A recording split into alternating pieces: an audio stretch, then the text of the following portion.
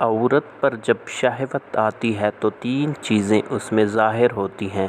وہ چیزیں اگر آپ کے سامنے ظاہر ہوں تو آپ سمجھ جائیں گے کہ اس وقت شہوت عورت کے اندر عروج پر ہے۔ نمبر 1، سردیوں کے دن ہوں اور عورت کو پسینہ آ رہا ہو۔ جب یہ چیز آپ کے سامنے آئے کسی عورت میں تو آپ سمجھ جائیں کہ اس میں شہوت عروج پر ہے۔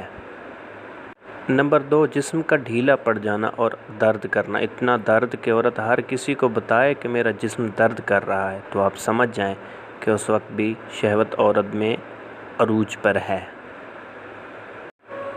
نمبر 3، عورت کے اندر احساس کا آ جانا، جب وہ اپنے شوہر کی پرواہ کرنا شروع کر دے اور اس کی ہر بات مانے تب بھی اس میں شہوت عروج پر ہوتی ہے۔ یہ 3 چیزیں دیکھ کر آپ کو سمجھ جانا چاہیے کہ عورت میں شہوت عروج پر ہے۔ اور یاد رکھیے،